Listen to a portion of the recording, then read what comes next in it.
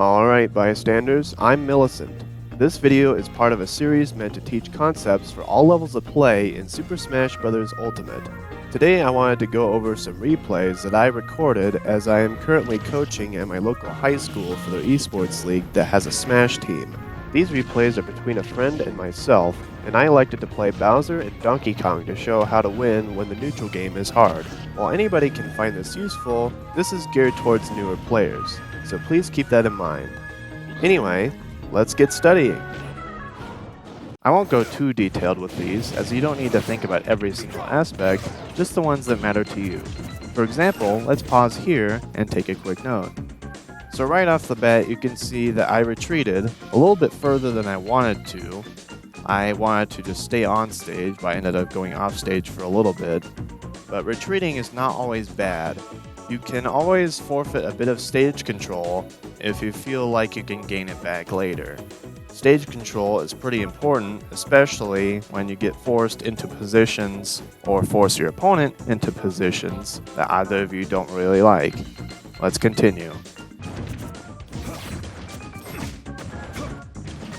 So something we're going to notice quite a bit with my friend the Belmont player is that he will do a lot of retreating aerials, like that. Misinputted there, but that's fine. Now let's pause here for a second.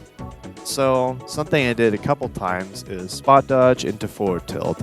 This is a habit that I formed early on since I don't play Bowser that much, and I was comfortable doing it because I got punishes before that way, but they're not working out now, so after this one, I will change things up.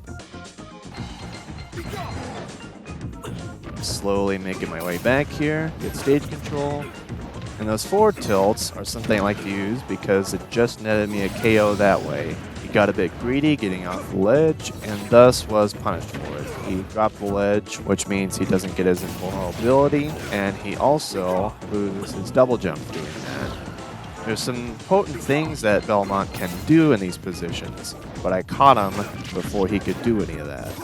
I do overshoot there in order to try to grab him, but he ends up being in the air a little too high for me to do that. This is me trying to punish his retreats. Something he's pretty comfortable with doing though is going up and grabbing me when I'm at the ledge. Don't know what that was on his end, maybe a misinput or maybe he was greedy, not sure. But he did clean it up with that situational awareness, throwing the cross the other way and getting me with that. Now something I want to mention here is that risk and reward is quite important. So I knocked him in the air, did a good amount of percent, and then I was hoping that he would do a down air, which I would be able to punish with my forward smash. If I had punished him there, he would have died. So that is an example of low risk and great reward. This is the risk that I'm taking right now, and see how I don't take too much. Pause here again. So the forward tilts that I was doing earlier, I opted not to do that, and I just waited for him to roll the other way so I could just grab him. And that's something that I'm going to take advantage of later too, is waiting to do that forward tilt.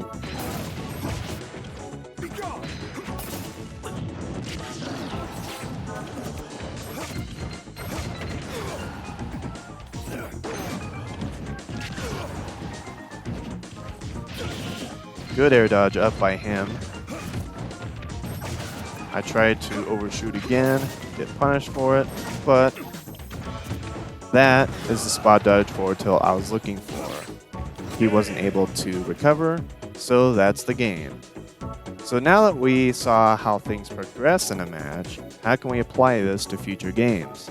It can be a lot to take in at once, so in your own reviews, focus on one thing at a time. I'll refer back to previous notes in the rest of these matches to show how I adapt in each of the games. You won't need to watch every single one of these to get the idea, but I want to pick up on more things to really drive home the idea that you can learn a lot from this exercise.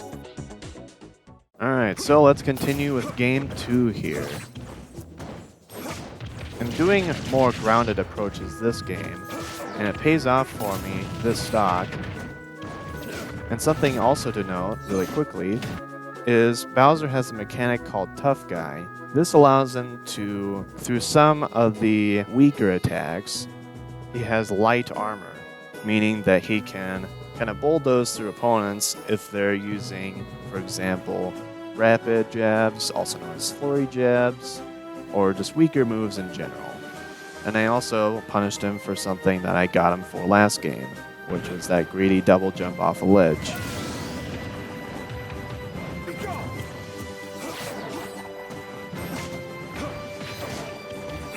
Most of the rest of the stock are going to be back in our favorite position, the ledge. I'd say most of it, though. I do have moments like these where I do end up catching him. Something he does a lot there is he will jump right near the ledge as a way to get past me. And while it's worked sometimes, I do catch on to it quite a bit when I have stage control. It's going to be a while before I get that again, though.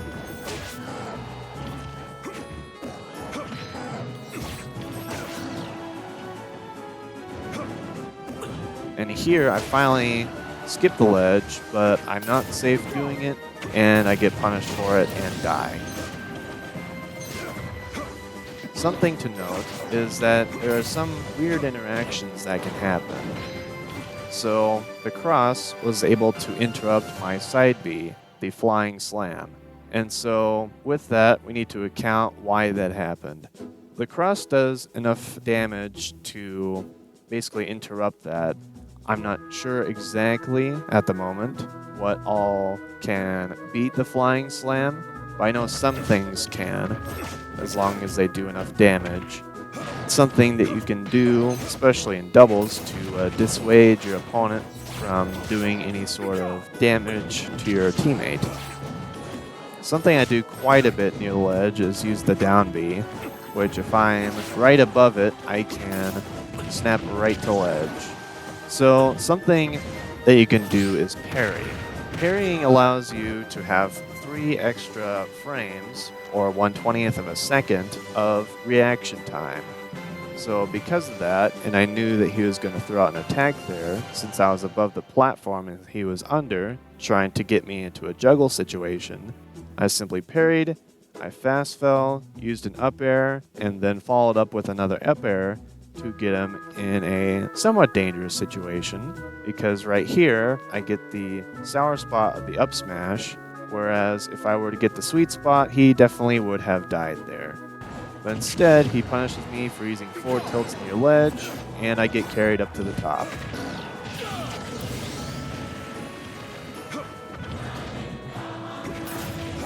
Now, something I've been doing since match 1 is using the dash attack. Bowser's dash attack is not that great, but it's helped me in a few situations just to get him popped up. That's why I'm comfortable with it. But as you can see, it doesn't really do too much for me.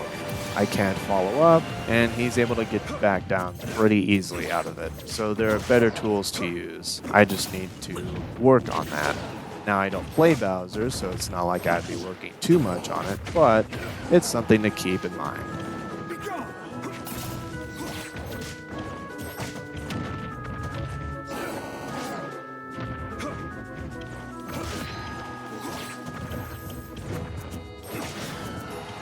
So at this point, it's pretty hard to come back. You can do it, especially with Bowser, but unfortunately, as we'll see, I will not be able to. Because of that, I misphased my down B landing, and I ended up dying for it. So, let's take a moment to review. I know I lost that game, but despite that, I feel a bit more confident in my play. I experimented with ways to get out of disadvantage, as well as made some new plays. Some things I need to work on, of course. Improvement is always possible, but overall, I felt good about that match. So let's move on. Replay 3. Immediately, as we see, gets swatted out of the air, and that's something that I've been trying to mix up, is how I approach ground versus air, as I briefly mentioned last match. And already, because of my aerial approaches, as we see once again, I get swatted out of the air, and then it doesn't go too well for me. But I do mix up how I approach using these platforms, which helps me quite a bit. Air dodges up, tried to do what he did last match, but unfortunately was a bit too low this time, so it didn't work out very well for him.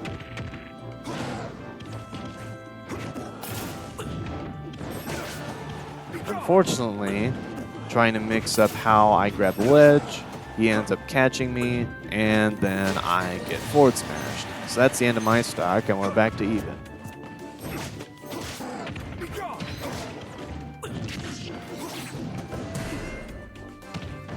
This is, I end up failing the shield break punish, and I end up failing another shield break punish later, but this is how it's supposed to look like.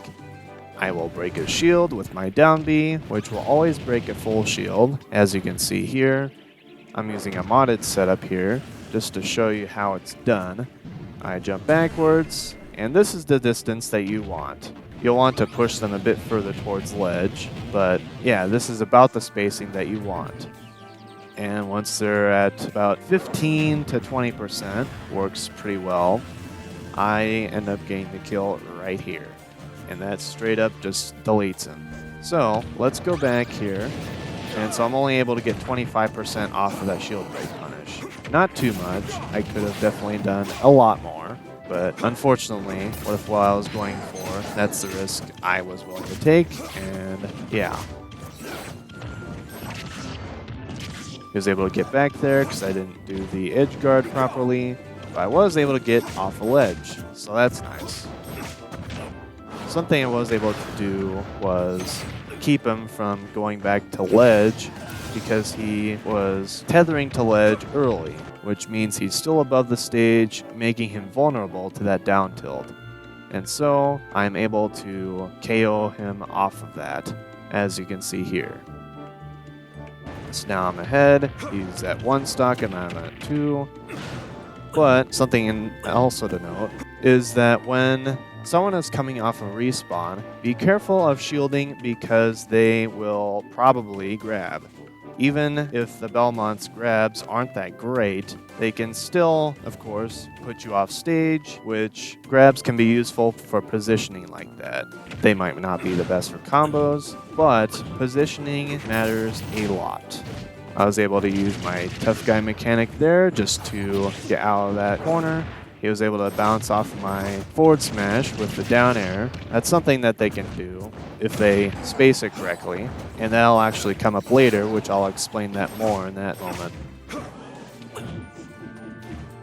So when I did that, like whenever you re-grab ledge after dropping from it, or just anything else, if you end up in the air, not touching the ground, and re-grab, then you are without invulnerability, as you would usually have. So, he was right in calling out my immediate ledge get up there, but he was a little late on it, so I was able to shield.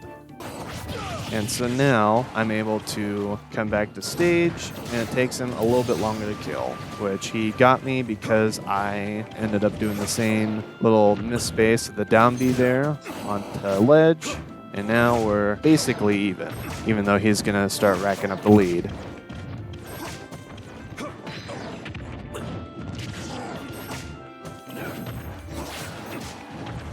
But with this one interaction, he is gone. He fell for the same thing that I've got in the previous couple matches because he wanted to get a setup. So yeah, I'm a little disappointed about my missed shield break punish, but oh well. I feel I played pretty good and adapted to the stage well throughout the game. While I still have to add a couple things to my game plan, I feel pretty solid. Let's move on to game 4. So starting off slow, this time I'm going to do a bit more of a grounded approach, for the most part. And it pays off pretty well in the beginning here. And even though the next 15 or so seconds will go a bit back and forth, I do end up shutting down what he wants to do before he can do it, like so. There wasn't too much he could do there, and I just locked him down.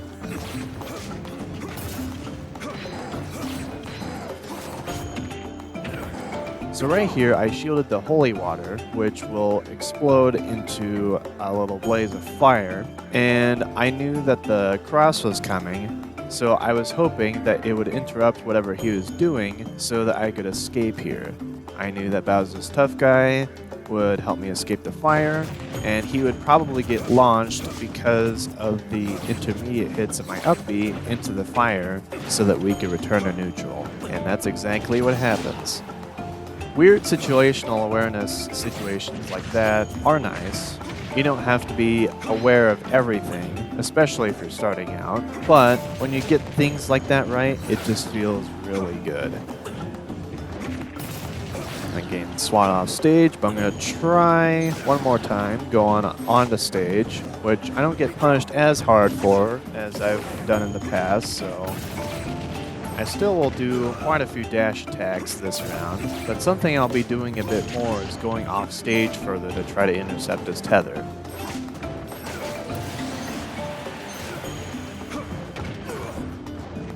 Now this is a bit more of experimentation than anything, but things like that, where I was able to hit the cross with my forward air so it wouldn't hit me, and then I used my recovery to hit him as well during his tether, which did send him back on stage, but the added percent does help, and we are back in a neutral state.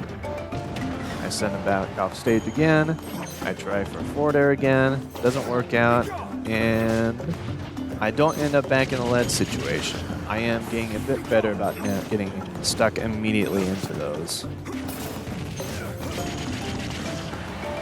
Tried for a double forward air there, didn't work. But going for these edge guards will help me learn, so I keep doing it. Remember, you can play to experiment and learn. That is perfectly okay. A lot of people will say, oh, play to win, but for me, I love to experiment. I take my lab work to the field, as they say.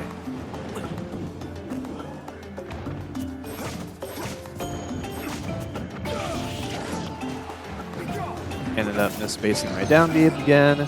He got a good setup, and he punished me for it. Now right there, something that he did a lot, well, he does this a lot in general, he'll throw the cross back, and then when your invincibility is gone, it'll hit you. So he tries to bait you into his setup, but instead of that, I pin him in that position by conditioning him before that I would just immediately try to go into him, but instead I dash back, he spot dodges in fear, then I go right back into him, grab him, and that will be the stock. And now we're back to even.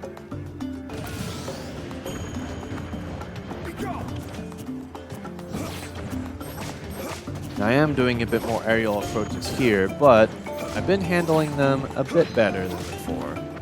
Feinting out certain approaches, and I'm getting paid off a bit for it here.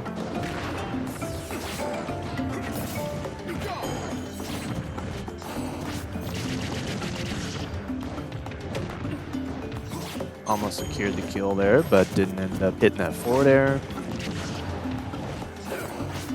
I figured that he would have not jumped there, which I know he jumps there a lot near the ledge, but didn't work out. And something he never did before was do the dash attack. And it works quite well as a mix-up, and he sure makes me up there. In fact, this is how he gains a lot more percent. So mixing up like that is pretty important. Sometimes you don't want to use certain attacks because they might not be good in most scenarios, but in that scenario, dash attack was probably the best thing he could have done there. Now this is a volatile neutral game situation, which sends me back off stage. And this is where I feel Bowser struggles the most in this matchup, is these high percent scenarios where a good amount of things will kill, but for the things that don't kill, he ends up just getting sent right back off stage. And then he gets me for something that I've gotten him with several times already. So, yeah, that's that match. I started off pretty hot that game, so it's clear I'm getting comfortable with Bowser. However, my friend was able to pull ahead despite my momentum, so good for him. Now it's time for Game 5, where a lot of things really come together. Alright, so for this last game with Bowser, we're on Town and City, which is probably the best stage for Bowser in this matchup. Now, while it does give space for the Belmonts to do all their stuff and setups and everything, and it's not so congested for them, it does allow me to move around a lot.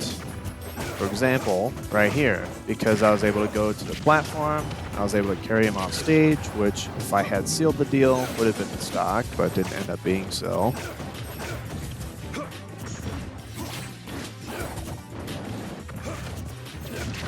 Got him again with the same thing, being greedy.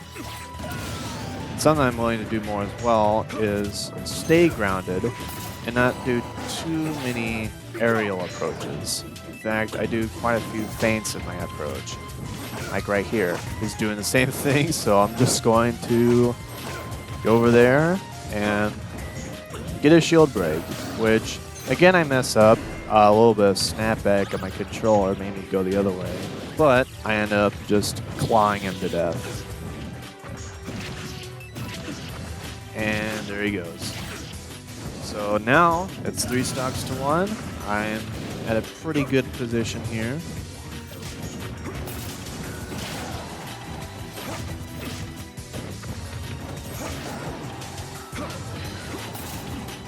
And something you also notice is I don't get pinned too much off stage or at the ledge anymore. Also very nice recovery by me. That's probably the lowest you can go with Bowser. I did recognize that he jumped there, but I ended up just waiting for him, which may have paid off a bit more if I used a different attack, but oh well. Instead, I'm pinning him to ledge.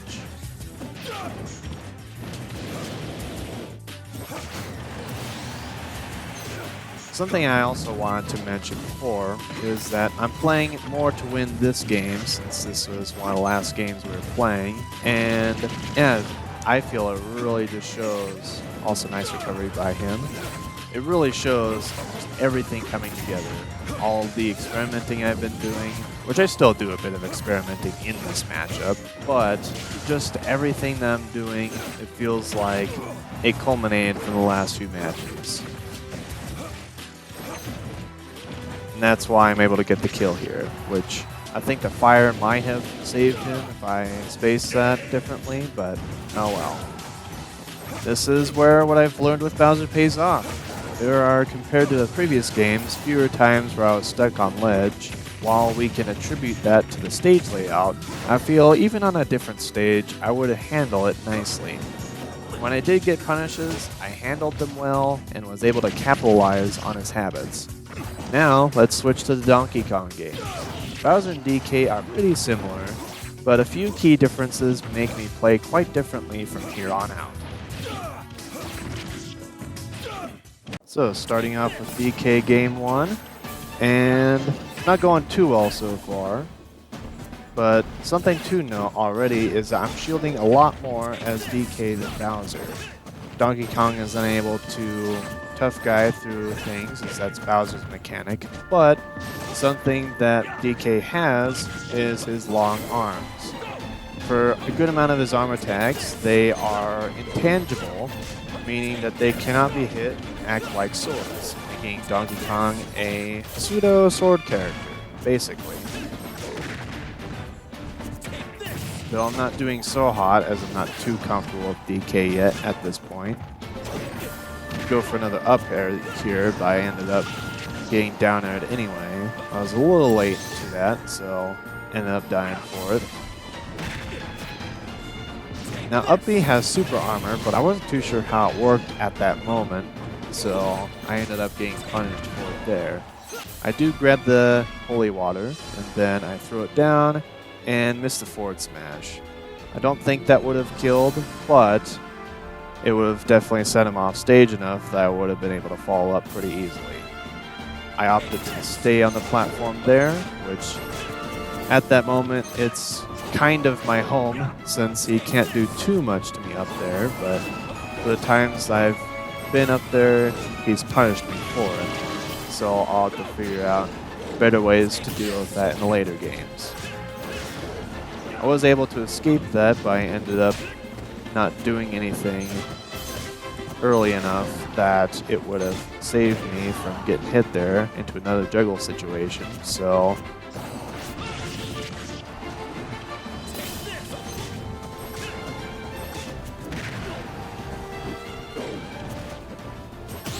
ended up squandering that ledge position, and I am going to be ended right here. And unfortunately, after this edge guard, I do end up making a mistake, and that is the end of the game. So not the best start for sure, but I still gained a few things from it. Battlefield allowed me to move around more in disadvantage. For example, let's go back for a second. So for every stage, there are ambiguous zones. These zones basically make it a toss-up as far as what the opponent needs to do to cover your landing or to cover any other options. The most obvious is the ledge. You can either go off and grab it or just land near there. What I want to highlight more though are the edges of platforms. You can fake out whether you're going to go straight in, double jump to another platform, do what I did and use other movement to go away from that zone, such as B reversing, which I'll cover that later, and more. Basically, these zones make it difficult to know where you'll end up, though be careful if your opponent simply waits and reacts to what you do. Let's move on and see how I apply this in the rest of the games. Alright, game 2 with Donkey Kong on Final Destination. And I'm going to be handling neutral quite a bit better than last time. I tried to throw the holy water at him so I could maybe disrupt his recovery, but didn't end up doing so. And then didn't want to go too far into stage with that, but I'm still pinning him at ledge, so I'm already racking up quite a bit of percent. I don't go for spikes too often, but I figured maybe I'd be able to land something there. Misspaced my forward smash there, and then just making my way back. I was able to use my up B against him. And so right there, I'm using my arms to swat him away. And then I get him again with that greedy double jump from ledge that he likes to do.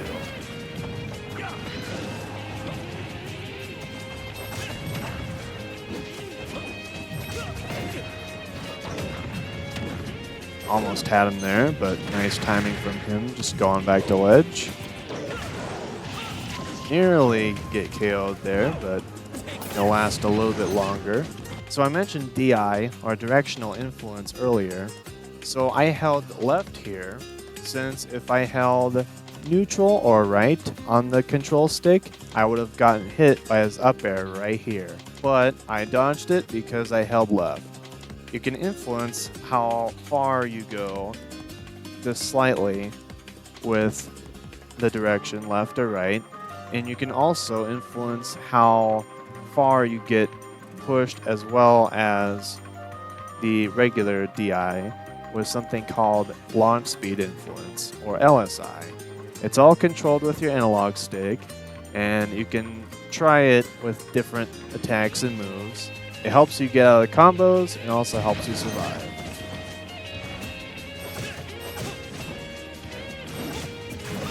That giant punch has super armor, which I've talked about different armors before, but super armor basically ignores all attacks, except for some of them. Ended up finally getting hit there by the axe, and so I lose my first stock.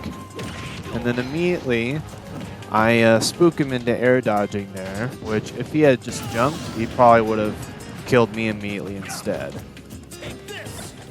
And with this last stock, I grabbed his holy water, and then I almost ended here, but it wasn't high enough percent that that would be true just yet.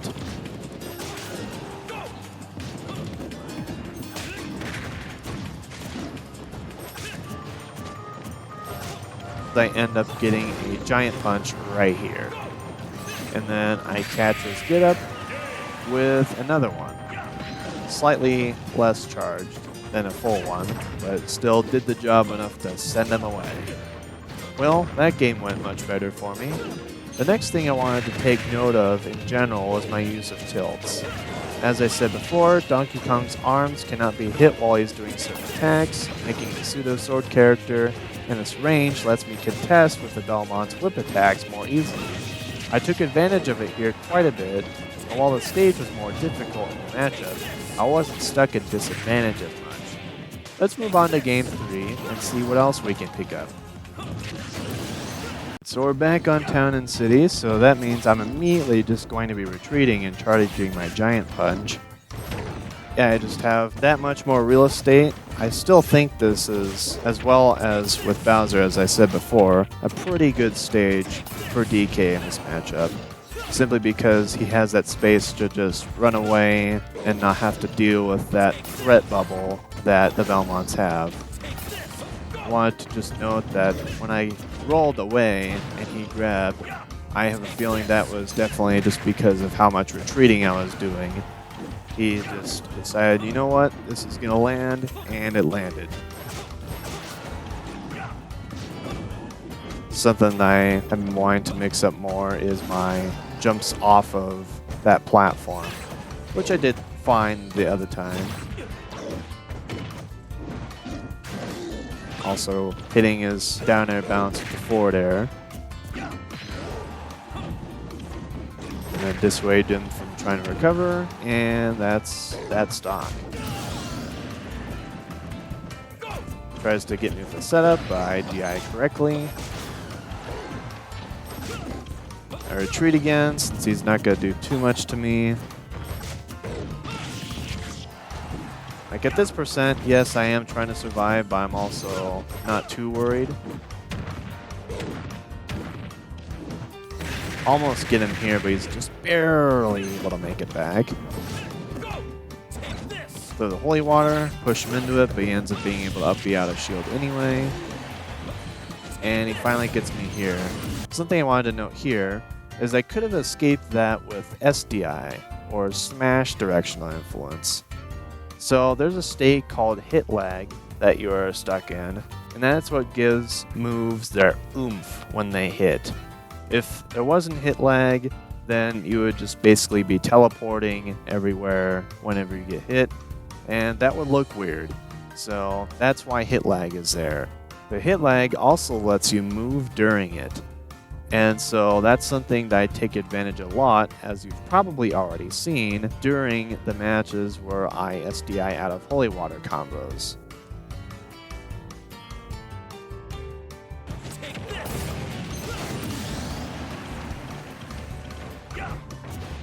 Here I didn't have the best position to do too much with my throw, but Donkey Kong has a cargo throw that he can use that basically carry the opponent anywhere he wants. Barely able to just stay on the platform to avoid that cross there. And he saves me with one of those axes. I ended up going too low, but he was too busy trying to ledge trap me, so ended up getting saved there. My shield's pretty low, so I'm not going to be shielding for a while, so I'm not going to do anything too rash. Now my shield is back. And then I get him with an up B. When you hold down near a ledge, you won't be able to grab the ledge. And I didn't hold down too long there, but when you hold down, that allows you to do what's called a beefy up B, or basically using your up B to attack the opponent while you're recovering. And that's something I could take advantage of to mix up when I will quote-unquote let go of him during that up B.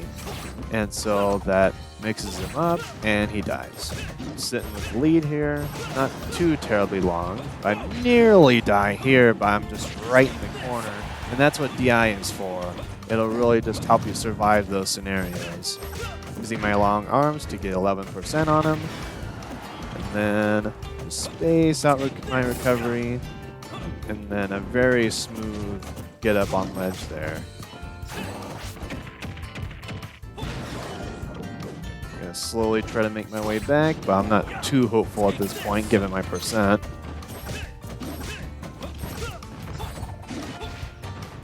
That's another thing that's a little underrated is Donkey Kong's down B. It allows me to sort of dissuade him from doing certain things unless he is at his most comfortable range. And he finally gets me there, so now we're at 1 stock each, but he has way more percent. And so that's exactly why I play for survival, because then I can just win off one interaction just like that. The holy water bounces off of my up B, and so it doesn't interrupt me, and I win because of it. So something to learn here is that picking your battles, or in the case of Smash, interactions, can really set the tone for how you play around your opponent. When you approach matters just as much as how you approach. I think out of all the matches, this one makes that principle the most clear. Alright, we're back on Town and City, our favorite stage, at least for the most part. I'll get to why it's not that great for DK later. Also, I went immediately to ledge there. Sometimes it is just good to go there, especially since he wasn't ready to ledge trap me. I didn't gain anything off of it, but it is a movement option. He missed and put up tilt. I know I wanted to do his usual up air stuff. Messed up my grab there, but I'll be doing more of those later. The cross actually clanked with my up tilt. And I nearly get him with the up B there. He ends up reversing this though. Ends up pressuring me enough that I can't recover, so I lose the stock.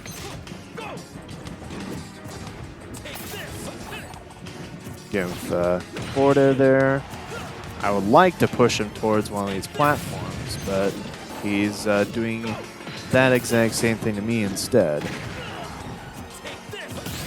I was hoping the holy water would bounce off of me, but I ended up getting that down B, and while it wasn't true, I was able to get the up air. This time I actually get a good grab.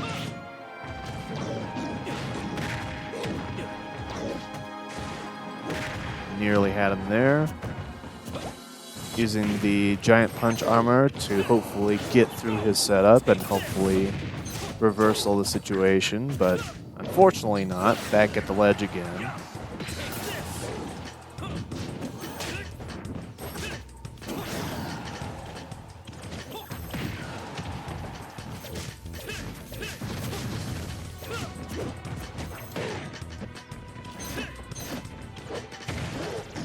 So in those situations where I have to tech or roll away, that is a tech situation. And what he was doing there is a simple tech chase or tech coverage where he would do the down smash that would cover basically everything except for roll away.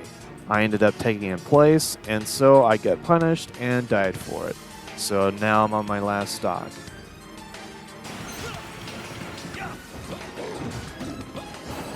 I end up getting caught in his combo there, and because I did a bit of a panic air dodge, I ended up getting caught in more of the holy water on the platform, since he smartly put it there, since he figured I would rather go on the platform, since I do that a lot, than the ledge. He ends up messing up, and then I'm able to throw him off stage, and hopefully pin him here. But even though I used the holy water, it wasn't far enough that I could do anything with it against him, and so he pushes me back off stage again.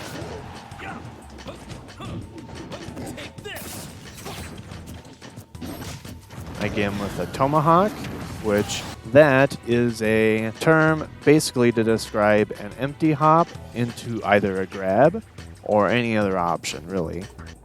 And so I got him with a dash attack, caught him lacking there, and got a back air.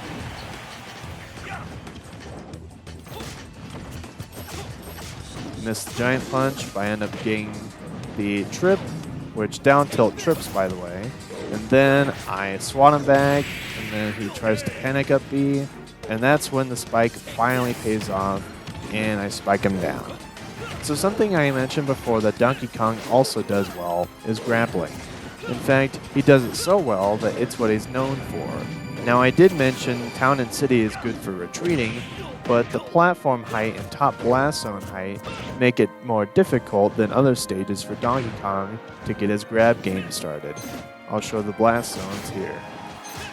Because I don't play DK, I'm not too adept with his grappling prowess. However, I did go for more grabs here and got a couple good examples of why to use his forward throw.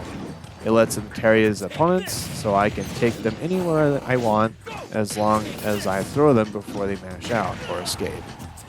This last game, I'll show off just about everything that we've learned with DK so far, as well as cover a couple new things. Alright, game 5 of the Donkey Kong set. Finally, after 9 other games, we could see not only how my DK experience has culminated, but also just my experience in the session in general. I know it's not going so great so far, but I do end up winning this game. Spoilers. Just find out how.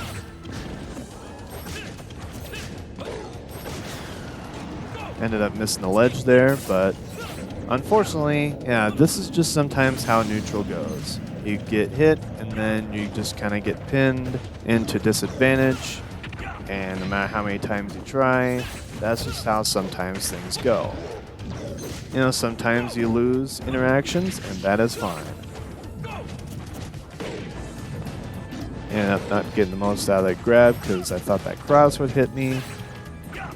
But I'm slowly gaining percent here. And then I get him with my up B. He could have tagged, which you can do that by shielding when you get hit into the stage.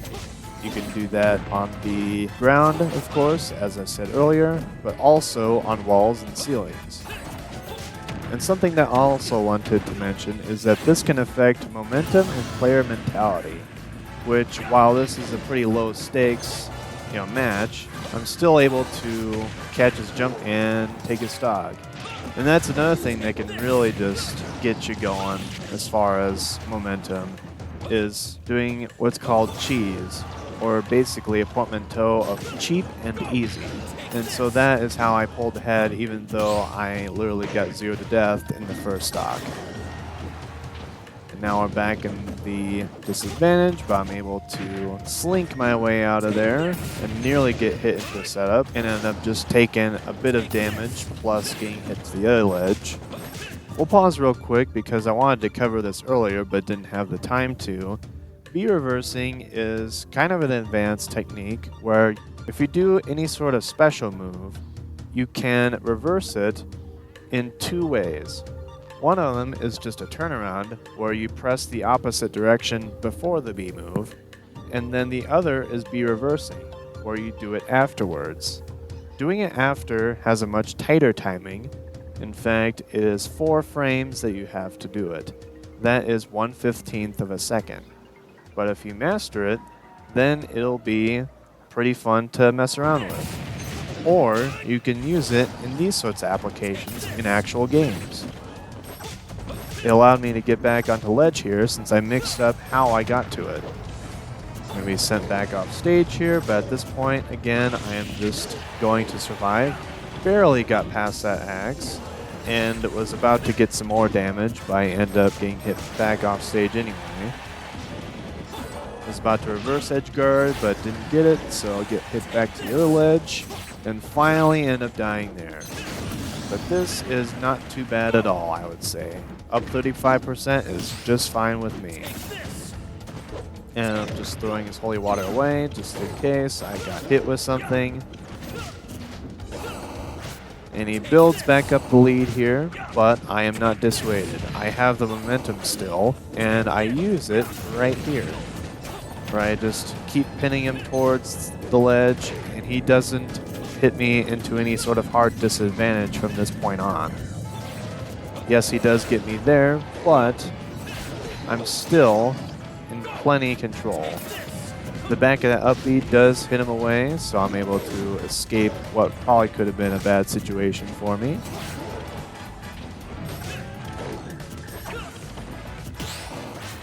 Then I hit him with an up B, and then guess what? Another up B, and that's that.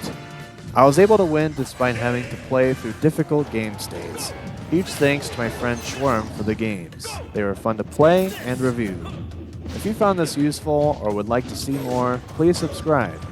I know the Smash tutorial market is saturated, but I'm just happy to share my perspective and grow my own local scene. Your support would mean so much to me. Thank you for watching, and I'll see y'all later.